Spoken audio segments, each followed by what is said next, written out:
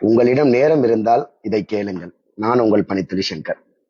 ஒரு முறை தவறே செய்யாத ஒருத்தனை காவலர்கள் நகைகளை திருடி விட்டதா அழைச்சு போயிட்டு சிறையில் அடைச்சிட்டாங்க.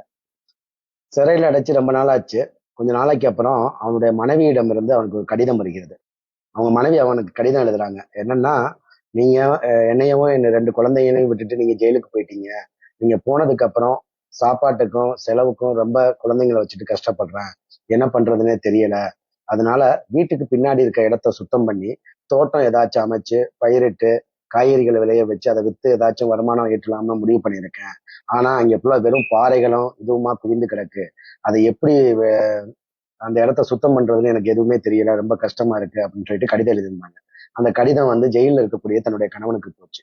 அந்த கணவன் என்ன பண்ணான்னா, அங்க திருப்பி தன்னுடைய மனைவிக்கு பதில் கடிதம் ஒண்ணு போட்டிருந்தான். என்ன போட்டிருந்தான்னா, அதாவது உன்னுடைய தேவைக்கு ஏதாச்சும் வேணும், பணம் தேவை அப்படின்னா வேற ஏதாச்சும் முயற்சி பண்ணி வேற ஏதாச்சும் வேலை பார்த்து குழந்தைகளை பார்த்துக்க. ஆனா எக்காரணத்தை கொண்டும் வீட்டுக்கு பின்னாடி இருக்க பகுதியில இருக்க கல்லு குவிந்திருக்க பகுதிகளை மட்டும் எதுவும் பண்ணிடாத. ஏன்னா நான் திருடின எல்லா நகைகளையும் அங்கேதான் பதுக்கி வச்சிருக்கேன். அதுல ஒரு அடையாளமும் வச்சிருக்கேன்.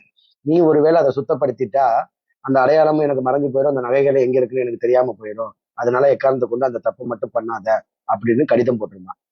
அதே மாதிரி அந்த கடிதம் மனைவிக்கு போகுது. இதுக்கு இடைப்பட்ட நேரத்துல திடீர்னு பார்த்தா சில பேர் ஜேசிபி இயந்திரம், இந்த மாதிரி பெரிய பெரிய கடப்பாறைகள் அதுகளோட ஆள்களோட சில போலீஸ் அதிகாரிகளோட வீட்டுக்கு பின்னாடி இருக்க அந்த சொன்ன இடம் இருக்கு இல்லையா, அதை ஃபுல்லா பாறை கீரை எல்லாத்தையும் நோண்டிக்கிட்டே இருந்தாங்க. நோண்டிக்கிட்டு கம்ப்ளீட்டா எல்லாத்தையும் குடஞ்சு எடுத்துட்டாங்க. எடுத்துட்டு போயிட்டாங்க. எல்லாத்தையும் கிளீன் பண்ணிட்டாங்கன்னு வைங்களே ஒரு வழியா. அதுக்கப்புறம் திருப்பி அவங்களுடைய மனைவி ஒரு கடிதம் திருப்பி தன்னுடைய ஜெயில இருக்க கணவனுக்கு போட்டாங்க.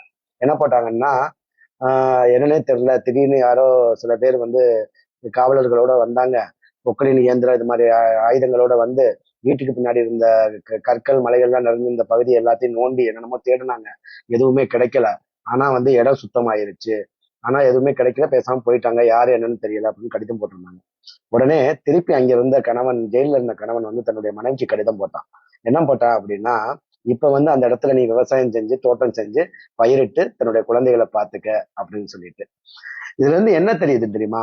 அது திருடனே இல்ல, அது ஒரு பக்கம். அந்த நகை எங்க இருக்குங்கிறது அடுத்த பதிவுல சொல்றேன்.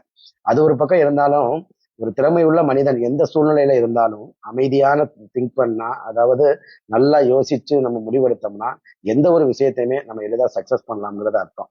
ஏன்னா இவன் போட்ட கடிதத்தை எல்லாம் பிரிச்சு படிச்சு பார்த்துட்டு நகை ஒருவேளை அங்கதான் மறைச்சு வச்சிருக்கான்னு தெரிஞ்சுக்கிட்ட போலீசாருங்க அதெல்லாம் நோண்டி ஒரு வழி அவங்களுக்கு வழி எடுத்து ஏற்படுத்தி கொடுத்துட்டு போயிட்டாங்க. இது ஒரு கதையாவே இருந்தாலும் நம்ம எல்லாத்துக்குள்ளயும் இது மாதிரி சில சம்பவங்கள் நடந்திருக்கும்.